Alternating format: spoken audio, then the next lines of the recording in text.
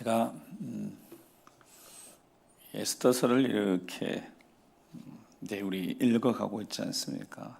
통으로 전체 쭉 실은 봐야 되는 부분이지만 이렇게 5장을 읽었으니까요.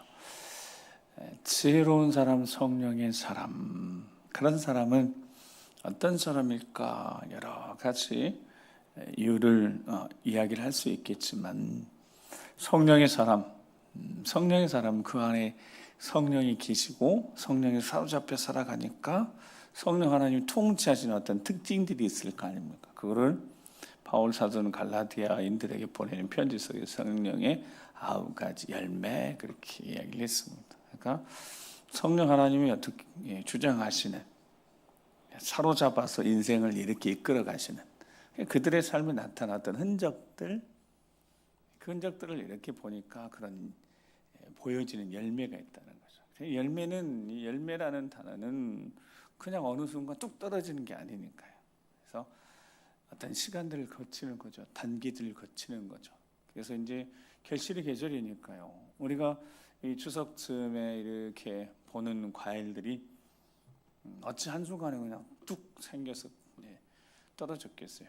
정말 많은 시간이 걸리는, 많은 노력이 필요한. 그래서 결국 그 나무는 좋은 나무인지 그 열매인지 알 수 있으니까 우리가 좋은 나무인지 뭘로 알 수 있다고요? 열매로. 그 열매는 이렇게 드러난다고, 나타난다고요. 모습 속에서 나타나고 언어 속에서 나타나고 행동 속에서도 나타나고 어떤 모습으로든 그게 이제 열매들이 이렇게 나타나니까. 저는 여기 이렇게 이제 처음에 와서 제가 그리고 계속 말씀드린 건 성령은 절대로 서두르는 법이 없어요. 그러니까 우리 안에 계시는 성령은 절대로 서두르지 않으셔요. 뭔가 근데 불안하고 초조하며 서두르게 하고 막 상황이 급박하면서 막 불안하면서 급하게 뭔가를 하면 꼭 문제가 생기는데 꼭 사탄이 그렇게 급하게 초조하게 막 밀어붙이는 거예요. 근데 성령은 절대 그렇게 하지 않으십니다. 오히려 더 차분하게 하시고 서두르지 않고 좀 더 다양하게 보게 하시고 아무리 바빠도 좀 멈춰서게 하시고 그렇게 되는 일이 좀 전에 말씀처럼 열매처럼 근데 그냥 되는 게 아니더라고요. 쭉 시간이 좀 필요한 거죠. 그래서 인생의 연륜이라는 것, 신앙의 연륜은 무시 못하는 것 같습니다. 기다릴 줄 아는 그런 지혜 그리고 분별력 이런 그냥 나오는 게 아니니까요. 근데 기도하는 사람, 정말 진짜 기도하는 사람은 다른 어떤 시간, 전체적인 물리적인 시간이 어느 정도 이렇게 수십 년 필요하다면 거기에 하나님 앞에 정말 기도하는 사람, 하나님 정말 뜨겁게 만난 사람들, 예수 그리스도 인격적으로 만난 사람들은 가끔 보니까 정말 급격하게 이렇게 변하는 분들도 있긴 하더라고요. 그 부분은 정말 특별한 거고 그걸 딱 보편적으로 다 그렇게 설명할 수는 없는 듯하고 우리는 대부분 그냥 어떤 과정들 조금 성화되는 과정들이 있지 않나.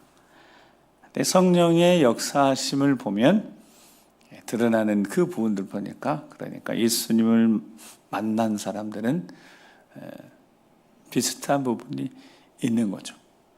에스더 이야기는 하나님의 섭리를 보여준다고 그랬습니다. 하나님의 섭리, 하나님의 도움의 손길, 보이지 않는 하나님의 도움의 손길을 이야기한다고 그랬습니다. 이 바사제국의 127도에 남아있는, 특별히 수도인 수산국에 남아있는 그들이 직면한 위기는 훨씬 실제적이니까요.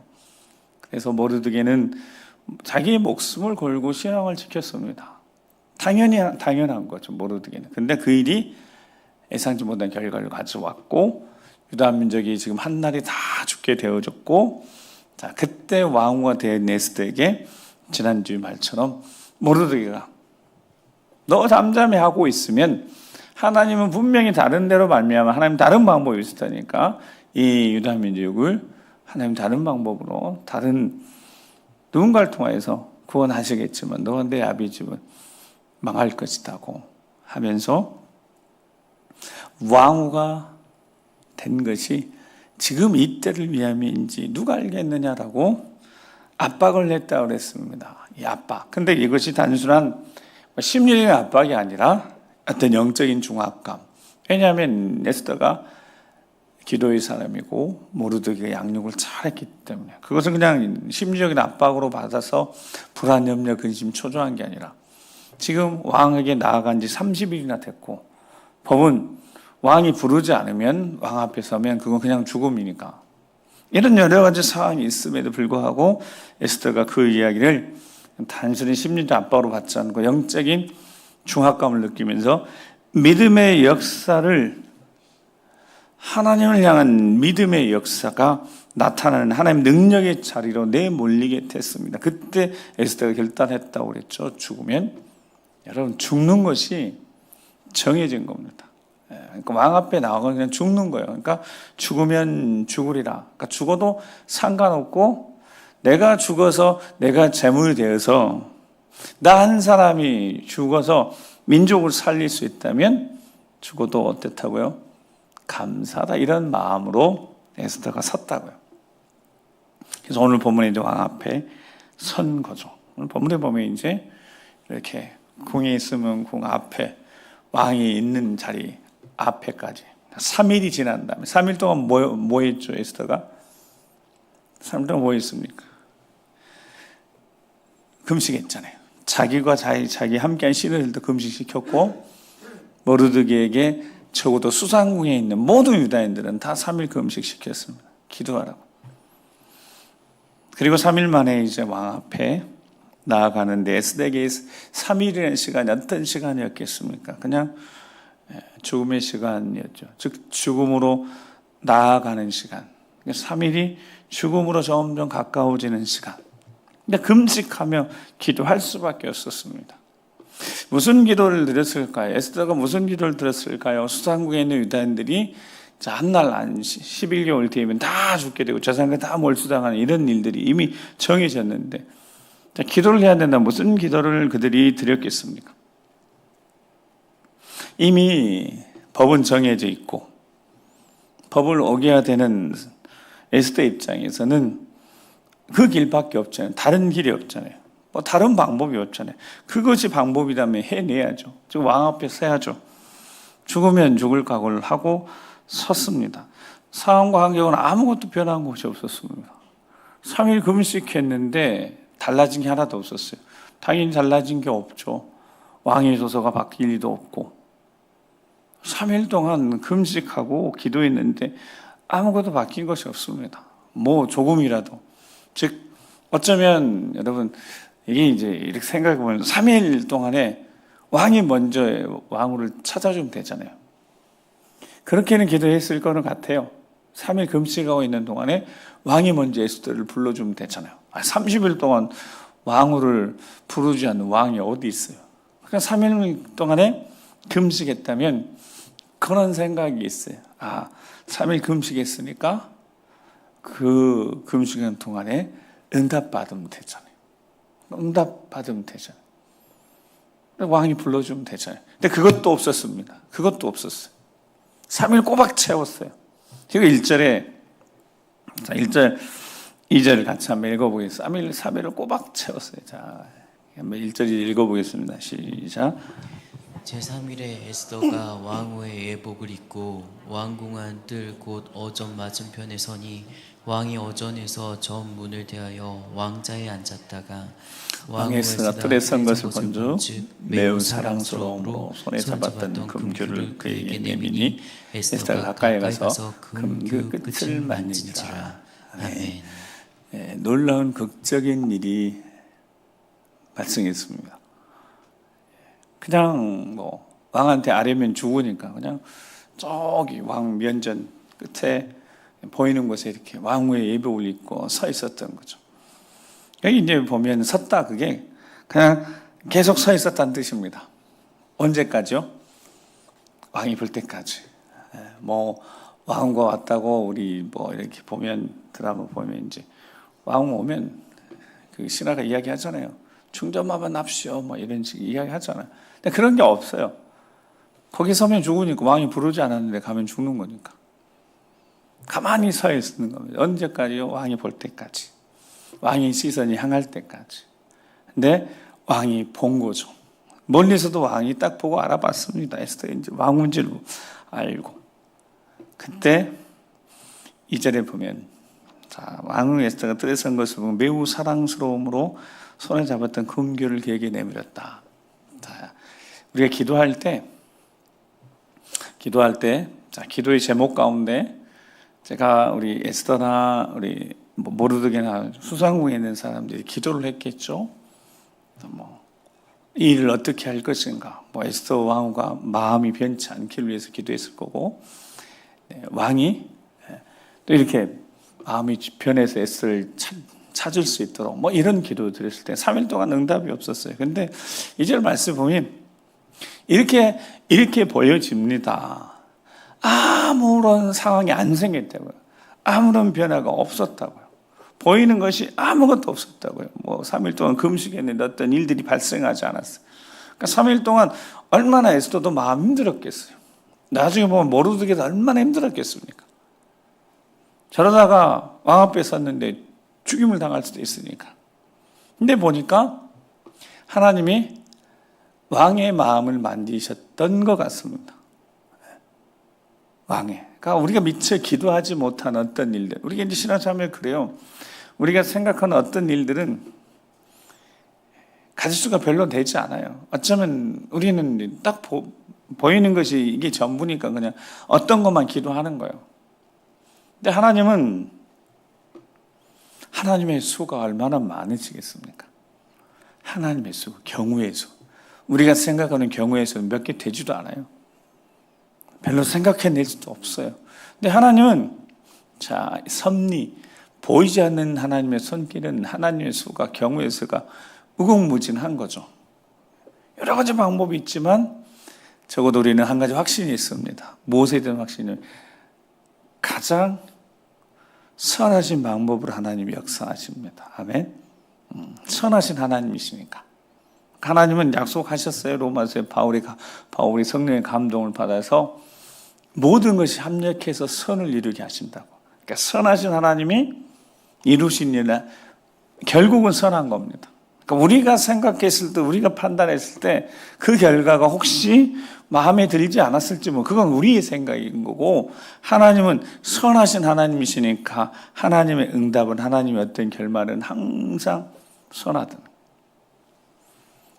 가장 자비로우시고 은혜로우신 하나님, 욥의 인내를 통하여서 정말 가장 자비로우신 하나님이시다는 걸, 선하신 하나님이시다는 것을.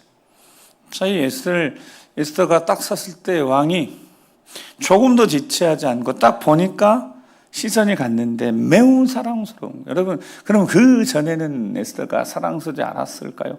에스더 사랑스러웠어요. 적어도 120도에서 내누라 나가시들 다 모아가지고 왕이 딱 마음에 들었던 사람이 에스더라고요. 근데 이상하게 30일 동안 에스더를 찾지 않았어요.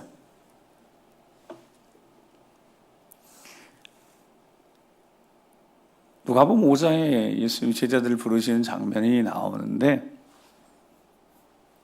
밤새도록 고기를 잡지 못했다고요. 이제 아침에 밤새 해보고 금방 될 것 같은데 여기 저기 가봐도 안 되니까 밤새 지쳐있는 제자들에게 깊은 데로 가서 금을 던지라고. 그러니까 베드로가 뭐라고 이야기해요? 주여, 우리가 밤새도록 헛수고했습니다. 그런데 말씀에 의지해서 깊은 데로 가서 그물을 내려봅니다. 그때 이제 그러는 거예요. 어떤 목사님, 그러면 왜 밤새도록 고기 한 마리를 잡지 못했냐 이 말인 거죠. 왜? 그들이 어디서 고기 나는 걸 모르는 것도 아니고 벌써 수십 년을 고기잡이를 했을 텐데. 그래서 또 목사님 그러는 거예요. 예수님이 밤새 고생하셨다고 이쪽에 그물을 찔려가면 예수님이 고기다, 야, 저리 가. 이쪽에서 던지면 예수님 좀 몰아가지고. 근데 예수님도 밤새 고생하셨다고 그러더라고요. 계속 예수님도 고생하셨다고. 웃으라고 한 이야기예요.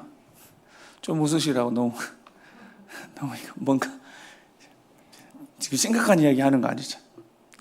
하나님의 방법은 경우의 수가 어마어마한 겁니다. 미처 생각하지 못했는데 그 목사님 그런 생각까지 하셨더라고요. 예수님 밤새 고기 쫓고 계셨던 거예요. 그 이제 물고기들도 얼마나 당황했겠어요. 이제 베드로가 가서 그물 내리니까 찢어질 정도로 채웠습니다. 하나님의 방법은 놀라운데 이 왕의 마음을 에스더 딱 보자마자 어떤 이유인 30일 동안 그리고 그 전에 정말 사랑으로 찾지 않았어요. 근데 에스더를 딱 보자마자 매우 사랑스러운 마음이. 그래서 뭐 망설일 필요도 없고 금규 이렇게 작은 단창일 것 같고 뭐 찾아봐도 정확하지 않지만 왕이 가지고 있는 그래서 금규 내밉니다. 그러니 에스더가 메시지를 받아들인 거죠. 알게 된 거죠. 왕이 내민 거는 가까이 오라는 거, 허락한 겁니다. 자, 그래서 에스더가 왕 앞에 서게 됩니다. 접근이 허락된 거니까요. 하나님이 일하기 시작하셨는데 기도하는 자들은 그냥 이게 기도의 제목들 이렇게 하나님은 왕의 마음을 만지셨더라고요. 자, 그리고 그 뒤에 왕이 막 애타잖아요. 보고 왜 왔는지, 왜 왔는지, 무슨 이유. 자, 들어주겠다. 그래 정이 뭐요? 바라는 게 뭐요? 아니 이렇게까지 날 찾아왔으니까 목숨 걸고 온 거잖아요. 뭔지 나라의 절반에도 내가 지금 당장 나라의 절반에도 주겠다고. 됐잖아요. 해결됐잖아요. 이 정도면 해결된 거죠. 에스더가 살았어요. 일단 살았어요. 죽기를 각오했는데 살았습니다. 왕이 은혜를 입었습니다. 왕에게 은혜를 입었습니다. 이 장면을 이렇게 생각해 보면 하나님의 은혜라는 거 얼마나 귀하고 감사한 건지 모릅니다. 이 상황을 이렇게 생각해 보면서 자, 법은 절대로 왕 앞에 먼저 나아갈 수 없어요. 이게 법입니다. 우리는 거룩하신 하나님 앞에 절대 이 죄인된 인간들이 죄악에 더럽힌 인간들이 절대로 하나님 앞에 먼저 나갈 수 없으며 나가면 죽는 겁니다.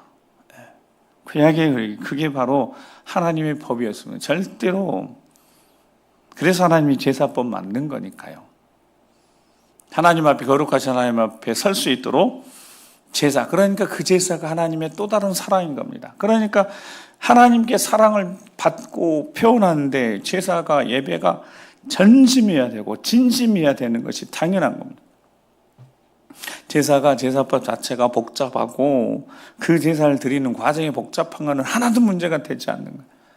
그 제사를 드려야만 하나님 앞에 설 수 있으니까, 용서받을 수 있으니까, 사함을 받을 수 있으니까, 그게 하나님 사랑이니까.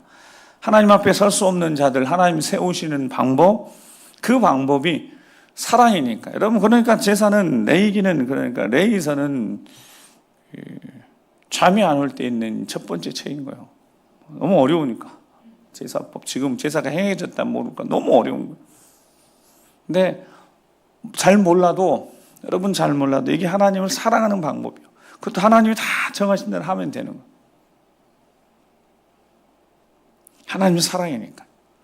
하나님이 거룩하신 하나님이니까 절대 인간이 하나님 앞에 설 수 없다고요. 반드시 제물이 필요하다고요. 그 제물은 죽어야 되고, 그게 구약의 제사입니다. 왜냐하면 죄의 값을 요구하셨어요. 죄의 값이 뭔데요? 사망이니까. 생명을 하나님 요구하시는 거예요. 대신 하나님 택하신 백성들의 생명이 아니라 대신 양이든 소든 그 제물은 반드시 죽었다고요. 그렇게 해서 하나님이 그들을 사랑하시면서 하나님 앞에 설 수 있도록 거룩한 백성으로 살아갈 수 있도록 하나님 정하신 법이라고요. 그러니까 오늘 이 장면을 보면 똑같아요. 에스더가 어떻게 했습니까? 죽음을 각오한 거죠. 자신이 제물되기로 작정을 했다고요. 그러니까 금식 기도하고 난 다음에 실제로 왕이 앞에 섰을 때 왕에게 은혜를 입게 된 겁니다. 즉 반대로 하면 에스더가 모르드게의 음성을 듣고 하나님 말씀으로 들어서 이런 결정을 했는데 그렇지 않았다면 그냥 왕 앞에 갔으면 에스더도 죽는 일이라고요. 근데 죽기를 각오하고 자신이 제밀되기로 결심하고 난 사람이 죽어서 민족을 살릴 수 있다면 내가 기꺼이 제물되겠다는 그 마음을 품고 하나님 앞에 나아가는 마음으로 왕 앞에 섰다고요. 그러니까 은혜를 입었다고요. 에스더가 살았다고요.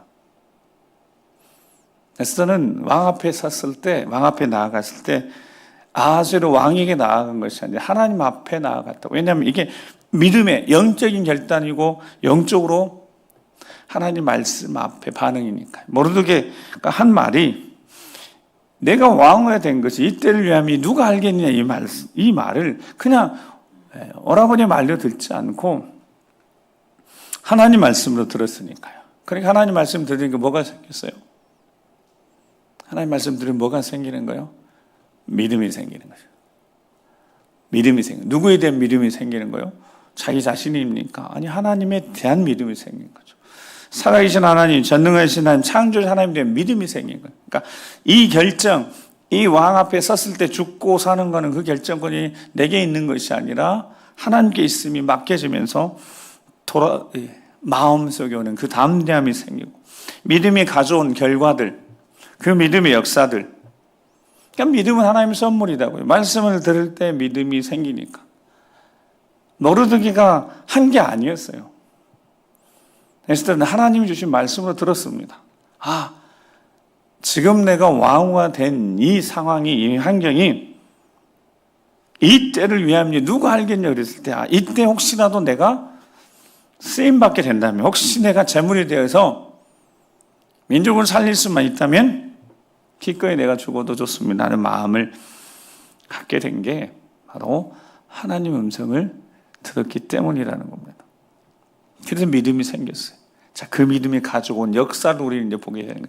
믿음이 가져오는, 믿음이 불러오는 하나님의 역사들, 하나님의 섭리, 하나님 보이지 않는 손길들, 어떻게 하나님의 역사하시는 그거 보는데 그 에스더의 심령 속에 성령이 역사하시면서 에스더에게 주셨던 마음이, 주셨던 생각이 바로 서두르지 않고 하나님 앞에 맡기는 그런 평안한 마음들. 그 마음을 에스더에게 주셨으니까.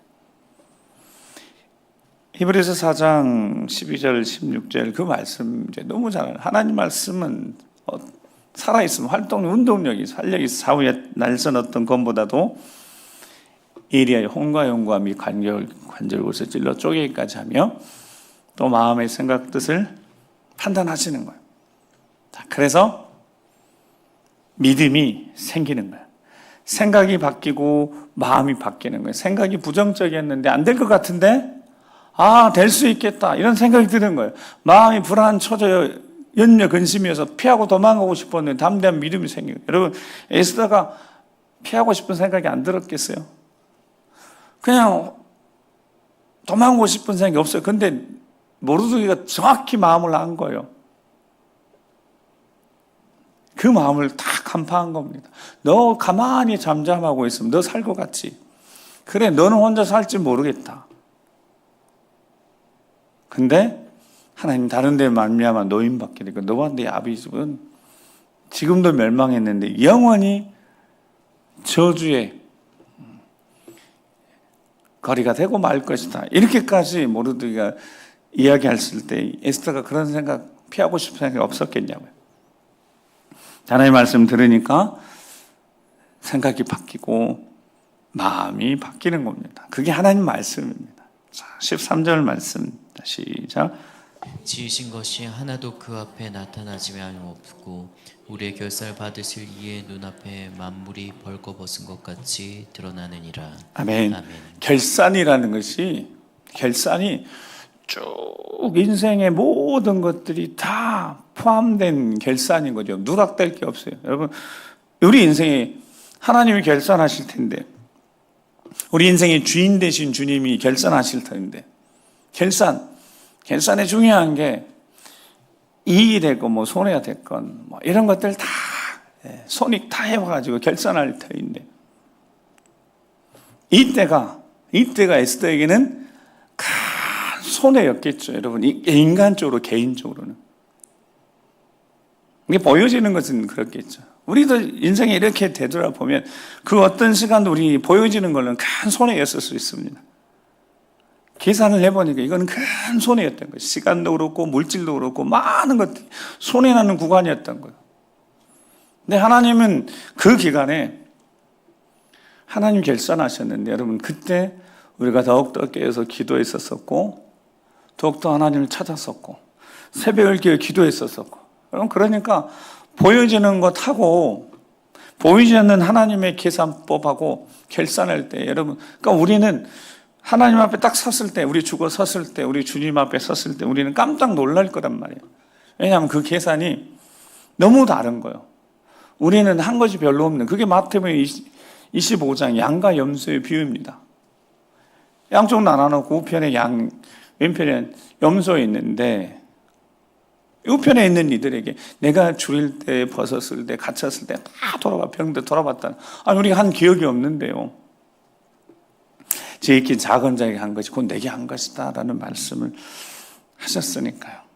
그러니까 자신들은 생각도 못했어요. 자, 남이 어려움 처했을 때 내 시간, 내 물질 사용해서 내 계산으로는 사용되어졌죠. 지출되어지고 손해가 났고, 근데 예수님이 계산하니까 그게 아니다는 거. 이 구간은 정말 그거 나한테 한 거, 주님께 한 거라고 상상하지도 못했다. 이렇게 하나님 말씀이 생각과 마음을 바꿔놓고 인생을 바꿔놓으면서 다 결산하신답니다. 다 벌거벗은 건 다 드러나는 거예요. 의도까지 다 드러나는 거죠. 그것을 왜 했는지까지 할 말이 없을 것 같습니다. 왜 했는지까지 다 드러나게 될 것이니까요.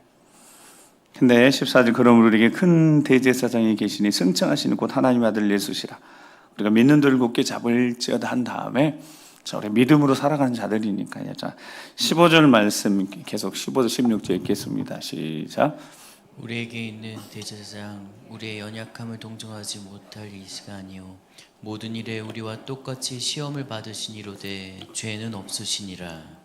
그러므로 우리는 우리의 긍휼하심을 받고 때를 따라 돕는 은혜를 얻기 위하여 은혜의 보좌 앞에 담대히 나아갈 것이니라. 아멘. 아멘.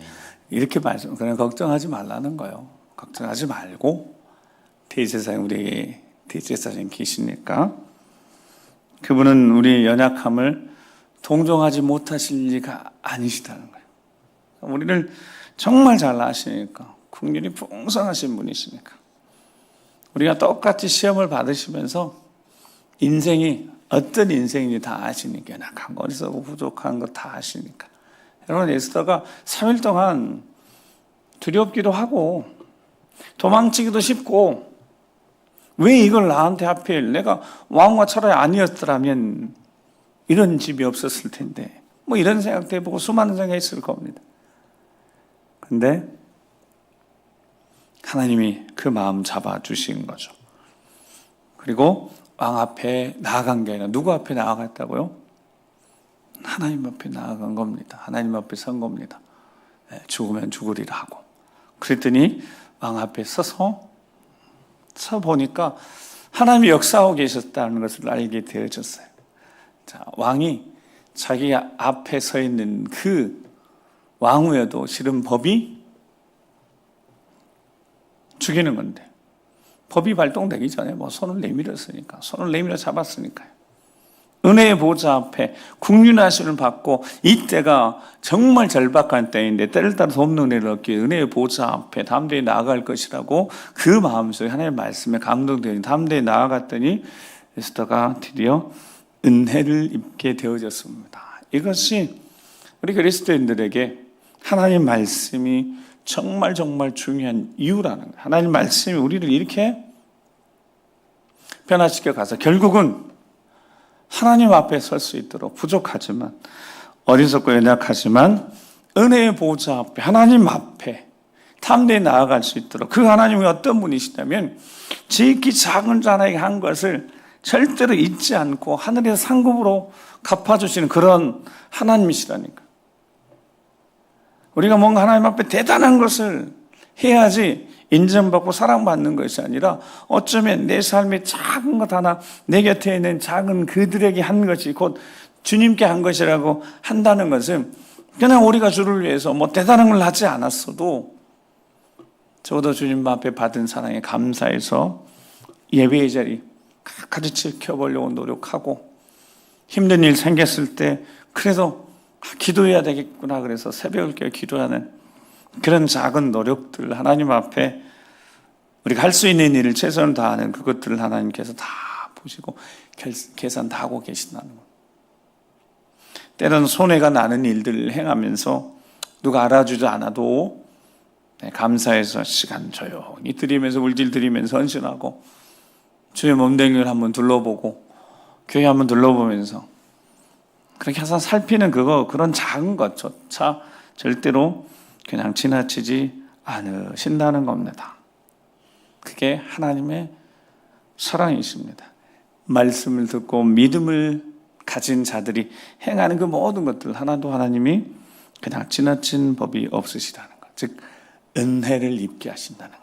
하나님 은혜의 보좌 앞에 때를 돕는 은혜를 얻을 수 있도록 은혜의 보좌 앞에 나아가서 담대함을 가지고 나아가서 구하여 얻을 수 있는 복을 우리에게 주신 줄 믿습니다. 그게 하나님의 은혜입니다. 하나님 아버지 앞에 섰을 때 주어진 은혜. 이 사건은 그래서 이제 급박하게 이제 돌아가는 거죠.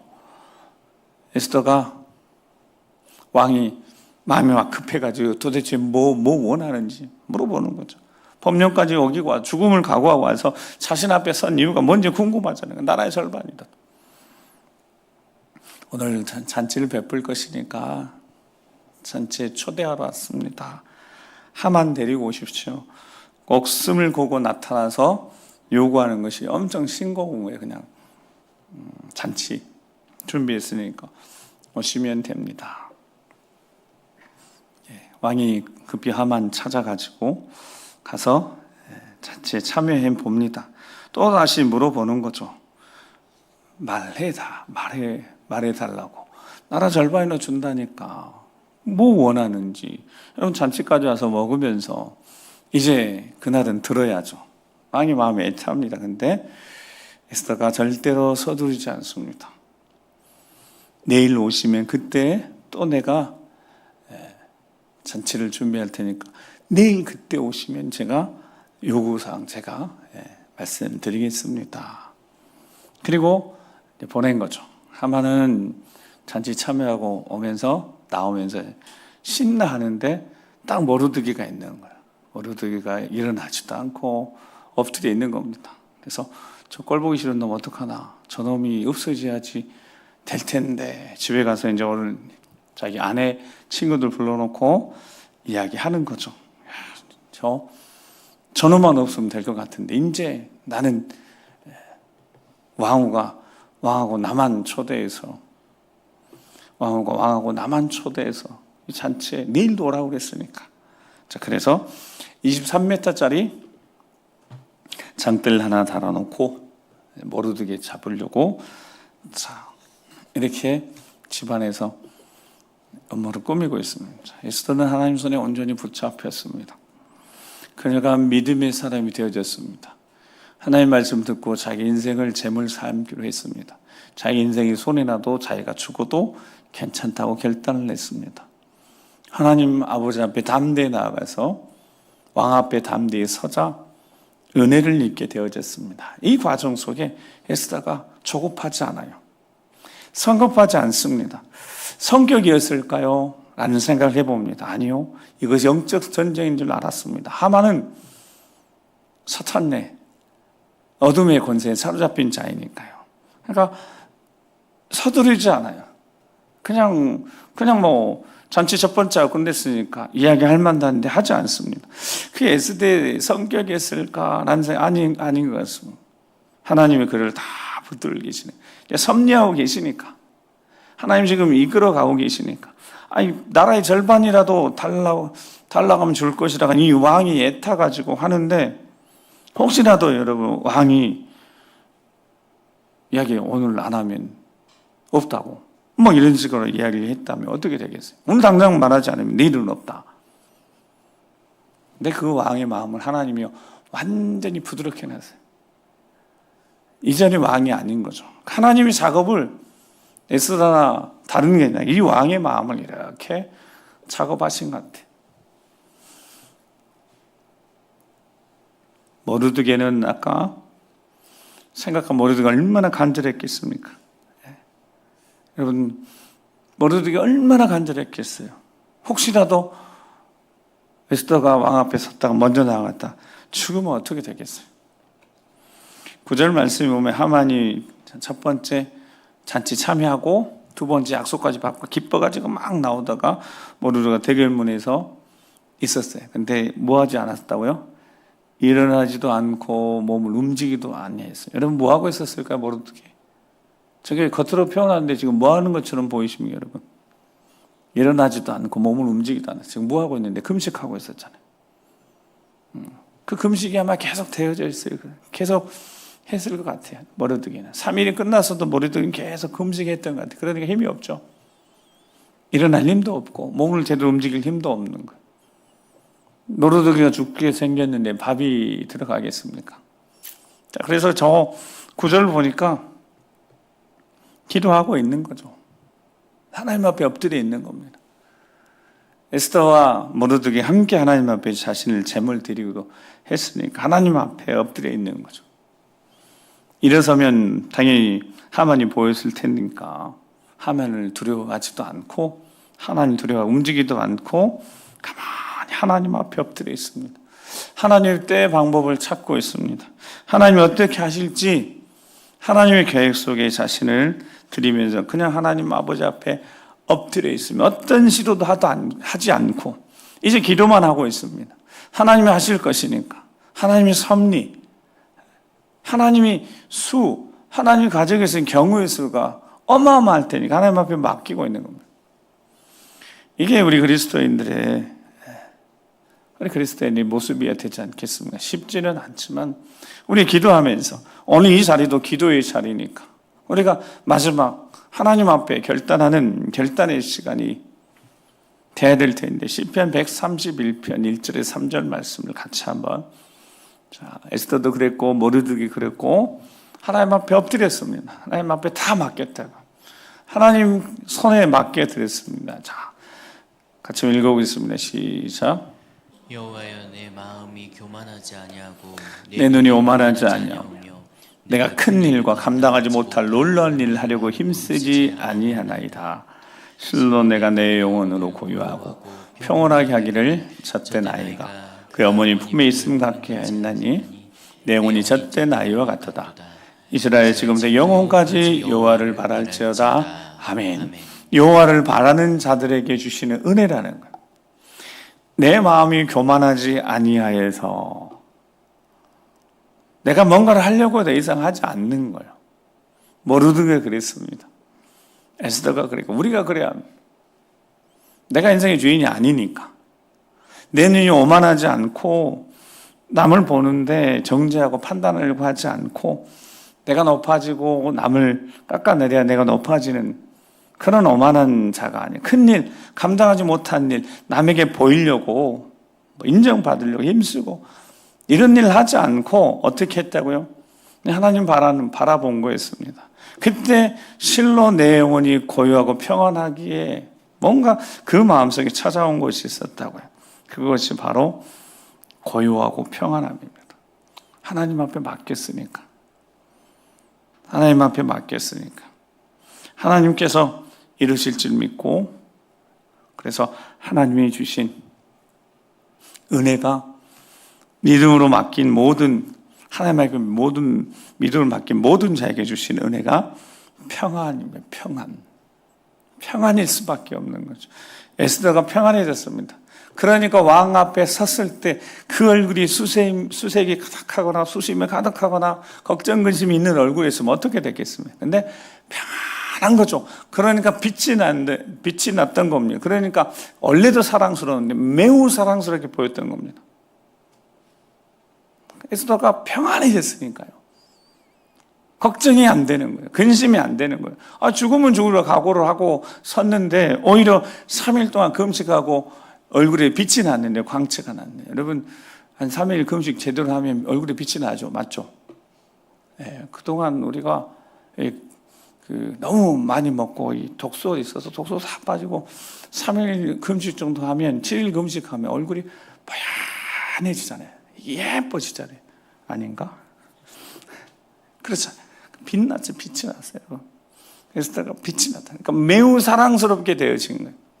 이 왕이 봤을 때 평안해졌으니까요. 평안하지 않았으면 절대 그게 안 돼요. 여러분 저 앞에 서서 부자연스럽게 두려워서 서 있는 모습이 아니라 평안한 가운데 빛이 났어요. 여러분 하나님의 사람들은 하나님 앞에 모든 것 맡기는 사람들은 엎드려서 하나님 앞에 기도하는 사람들은 평안할 수밖에 없어요. 그 얼굴에 빛이 나는 거죠. 평안, 하나님 주시는 평안의 복. 시편 4편 3절 4절에 여호와께서 자기를 위해 경건한 자를 택하신 줄 너희가 알지어다. 내가 그를 부를 때 여호와께서 들으시리로다. 자, 4절 시작. 하며 범죄하지 말지어다. 자리에 누워 심중에 말하고 잠잠할지어다. 자, 하나님을 부르고 하나님 경건한 자를 택하실 줄 알고 그를 부를 때 들으실 것이니까 떨며 불안해하거나 의심하거나 염려하거나 걱정하지 말고 그냥 자리에 누워서 어떻게 해요? 심중에 말하는 거예요. 그리고 잠잠하는 겁니다. 마지막 날, 셋째 날, 맞이한 둘째 날 밤에 모르드게의 마음이 얼떠했을 것이며 에스더의 마음이 얼떠했겠습니까? 그런데 그냥 평안해지니까 잠을 푹 잔 겁니다. 그 얼굴이 얼마나 평안해지고 그 얼굴 표정이 얼마나 밝았겠어. 하나님 믿는 자에게 주시는 그 평안함, 그 고요함, 그 평온함, 그 무엇으로도 이게 주어질 수 없는 하나님의 은혜였다는 겁니다. 겸손한 자에게 주시는 그래서 그 아까 시편 131편에 나온 그 고요함이 그래서 평탄하게 되어진다라는 뜻입니다. 어떻게 되어진다고요? 평탄해지는 거예요. 막 이리저리 이렇게 막 솟아오르고 여기저기 저기 고요함이 그 뜻이에요. 평탄하게 돼버려요. 인생이 걸어가는데 이리 움푹 저리 움푹 걸리고 넘어지는 게 그냥 평탄해지는 거예요. 우리 주 예수 그리스도 우리 주님이 주시는 평안함 그리고 평탄하게 되어지는 은혜가 누구에게 있다고요? 하나님을 온전히 의지하고 믿음으로 살아가는 자에게 오늘 우리에게 주시는 은혜인 줄 믿습니다. 에스더에게 주셨던 그 은혜가 오늘 우리에게 주어지려면 여러분 에스더는 목숨을 걸고 하나님 앞에 섰다는 것. 목숨을 걸고. 그러니까 마음이 평안해지면서 잠잠하고 평안해지고 고요해질 수밖에 없었습니다. 그러나 에스더가 가는 길은 평안한 가운데 에스더가 가는 길은 목숨 걸고 가는 길이었다고요. 그냥 평안, 명예, 부 얻기 위한 상황이 아니라 목숨을 걸고 나아가는 길이었다고요. 그러니까 목숨을 걸고 나아가는 그 마음을 성령 하나님이 조용히 서두르지 않게 하시면서 그를 조금씩 그리고 분명하고 확실하게 담대하게 어둠의 건설을 밀어내는 일들을 감당케 하셨다고. 그가 결코 평온하고 고요한 어떤 상태라 그래서 약한 존재가 아니라 강력한 하나님의 권세가 그와 함께하였다면 우리도 마찬가지입니다. 온유하고 겸손한 자에게 주신 하나님의 능력, 그 능력이 있으니까 우리가 지금은 상황이 환경이 안 달라지지 않아도 조용히 서두르지 않고 성령이 주신 지혜대로 조금씩 정복해 나가는 겁니다. 그러나 확실하게 분명하게 어둠의 권세를 제압하고 불안하고 염려 근심하지 말고 정말 확실하게 밀어내는 겁니다. 생각 속에 밀어내고 마음 속에 밀어내고 정말 정복해내서 승리해야 되니까요. 로마서 16장 17절 20절 말씀을 이제 읽고 기도하겠습니다. 로마서 16장 17절 20절입니다. 시작. 형제들아, 내가 너희를 권하노니 너희가 배운 교훈을 거스러 분쟁을 이끌거나 거치게 하는 자들을 살피고 그들에게서 떠나라. 이 같은 자들은 우리 주 그리스도를 섬기지 아니하고 다만 자기의 배만 섬기나니 교활한 말과 아첨하는 말로 순진한 자들의 마음을 미혹하느니라. 너희 순정함이 모든 사람에게 들리는지라. 그러므로 내가 너희로 말미암아 기뻐하노니 너희가 선한 데는 지혜롭고 악한 데 미련하기를 원하노라. 평강의 하나님께서 속히 사탄을 너희 발 아래에서 상하게 하시리라. 우리 주 예수의 은혜가 너희에게 있을지어다. 아멘. 평강의 하나님이, 결국은 평강의 하나님이, 평안을 주시고 평탄케 하실 그 하나님이 사탄의 모든 권세를 어떻게 해요? 너희 발 아래에서 두게 하셔서 딛고 밟고 승리케 하실 그 우리 주 예수 그리스도의 이름의 권세를 우리에게 주신 우리가 어떻게 하길 원하신다고 하나님 믿고 철저히 의지하고 선한 데는 지혜롭고 하나님 원하시는 것에는 충성하며 헌신하고 인생의 결산하는데 우리가 손해가 나도, 우리 시간, 우리 물질 손해가 나도 그것이 그것으로 끝나는 거 하늘에 산 거고 하나님 다 기억하시니까 악한 데는 미련하고 정말 하나님의 의의 도구로 쓰임받아서 어둠의 권세를 분명 확실하게 제압해 나가고 다시는 어둠의 권세가 우리 생각 속에 마음 속에 우리 가정 안에 드리워 그 어둠의 그림자조차에 들이지 않도록 확실하게 기도하면서 믿음으로 제압해내서 승리하는 우리 모두가 되길 주 이름 축복합니다. 기도하시겠습니다. 이미 평강의 하나님께서 우리를 사로잡으셨습니다. 사탄에 속지 말고 두려워하고 염려 근심하고 초조해하고 불안해하고 자꾸 조급해하지 말고 듣고 계시니까, 알고 계시니까, 일하고 계시니까 내 상황을 안 바뀐 것 같은데 왕의 마음도 바꾸시니 강박한 사람 마음도 바꿀 수 있으니까 저 사람 안 돼. 아니 왜 그렇게 생각하냐. 되는 겁니다. 하나님이 하시면 되는 거니까 우리는 그저 기도할 뿐이고 하나님을 믿고 구하고 찾을 뿐이고 하나님 앞에 맡겨드릴 수 있는 그 믿음만 있다면 우리는 담대하게 정말 조금씩 그러는 확실하게 분명하게 기도로 제압하면서 어둠의 것을 제압하면서 떠나도록 다시는 두려워지지 않도록 성령으로 역사하여 거룩한 영으로 역사하시고 성령의 기름 부으셔서 정결케 깨끗게 하셔서 승리케 하시도록 주여 오늘 말씀이 기억나게 하시고 마음에 새겨지게 도와주셔서 평강의 하나님이 권능한 능력으로 역사해 주셔서 어둠을 물리치고 승리할 것을 믿기에 주여 역사해 주시옵소서. 이루시옵소서. 보여주시옵소서. 믿음의 가정 안에 보여주시고 우리 다음 세대 자녀들에게 보여주시고 하나님 정말 살아계심을 역사하고 계심을 그 믿음과 함께 일하고 계심을 보여주셔서 믿음으로 승리하는 우리 가정 우리 삶 되어지고 주의 몸된 교회 될 수 있도록 주여 도와주시라고 주여 한번 우리 기도하겠습니다. 주여 우리에게 믿음을 더하여 주시옵소서. 하나님 말씀을 들을 때 하나님의 말씀을 깨달아서 알게 되어졌을 때 그 믿음의 능력이 되고 담대함이 되어지고 하나님 말씀대로 나아갈 때 하나님 우리에게 주시는 확신하고 분명한 그 믿음의 역사 우리를 평안케 하시고 우리를 위로해 주시며 두려워 염려 근심하지 않게 하시고 말씀하신 것을 믿고 믿음으로 모든 것 맡기고 나아가고 결국은 승리하고 결국은 예수 그리스도의 이름으로 승리하게 될 것을 우리 믿고 나아가오니 주 우리를 통하여서 하나님 일하여 주시옵소서. 믿음의 가정 안에 일하심을 보게 해 주시옵소서. 역사하시는 보게 도와주시옵소서. 차근차근 분명 확신하게 우리의 기도함으로 정복해내서 어둠에서 물리쳐내게 하시고 밀어내게 하시고 우리 가정 안에 주의 몸된 교회 하나님의 선하신 역사하심이 분리 드러나는 아름다운 모습으로 세워질 견고한 모습으로 세워질 수 있도록 주의 다시 물러서거나 되돌아가지 않게 하시고 더 아름다운 모습 굳건히 세워지는 우리 믿음의 가정들 되게 주의 몸된 교회가 될 수 있도록 주여 도와주시옵소서. 우리를 불쌍히 여겨주시옵시고 승리케 하여 주시옵소서. 거룩하신 아버지 하나님 감사합니다. 우리에게 주신 그 능력의 이름 우리 주 예수 그리스도 이름으로 선포합니다. 어둠의 권세가 우리 생각 속에서 마음 속에서 떠나게 하시고 하나님 말씀을 들을 때 우리는 확실한 믿음을 가지고 나아갈 때 점점점 그 믿음의 역사가 우리 삶에 드러나 보여 빛의 능력이 나타나서 우리 가정 안에 하나님 일하시는 놀라운 역사들 좀처럼 잘 안 될 것 같지만 주여 일하고 계시게 역사하고 계시를 믿고 믿음을 강구하는 우리 어둠에서 당당히 맞서서 승리할 수 있도록 주님 도와주시옵소서. 평강의 하나님 속히 사탄을 우리 발 앞에 상하게 하실 것을 주 예수 그리스도를 선포하노니 주여 보여주시옵소서. 아버지 앞에 모든 것 맡겨드릴 때 평안케 되어지고 고요케 되어져 결국 승리케 하실 것을 믿고 감사드리오며 이제는 우리 구 예수 그리스도 십자가의 구원의 은혜와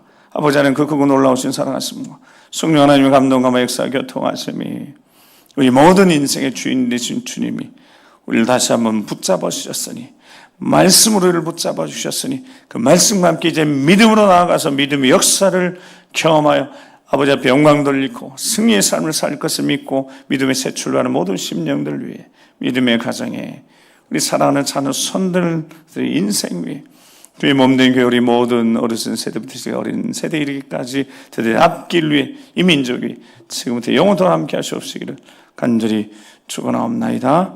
아멘. 우리 계속